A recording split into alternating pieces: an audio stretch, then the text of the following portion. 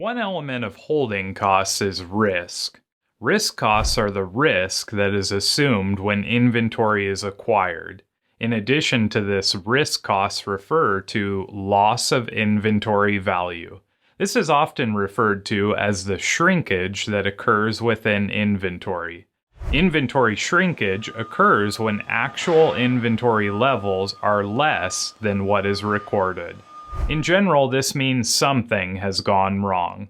Formally defined, inventory shrinkage is the depletion of the actual quantities of inventory that is on hand, in process, or in transit.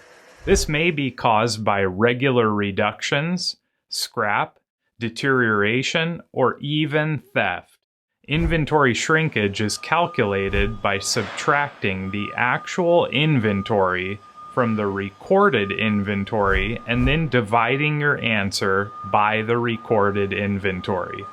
Then you multiply the answer by 100 to convert your answer to a percentage. This percentage can be used to have an understanding of the shrinkage that may occur within your inventory. In addition to shrinkage, risk costs of inventory also include any costs that a company incurs to manage the risks of their inventory. Expenses like warehouse security, insurance, and bars on windows or locks are some examples of inventory risk costs. You now know what risk costs are with relation to inventory. Now let's challenge your mind a bit. In this lecture, you learned how to calculate inventory shrinkage. Remember, it is calculated by subtracting the actual inventory from the recorded inventory and then dividing your answer by the recorded inventory. Then you multiply the answer by 100 to convert your answer to a percentage. With this in mind, let's assume that the actual amount of inventory on hand is $100.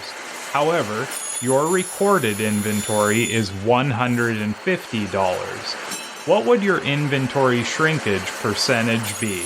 We look forward to hearing your answers in the community, comment section, or upcoming assignment section, and we'll see you right back here on Lean Strategies International LLC, where you can find solutions that ignite your power.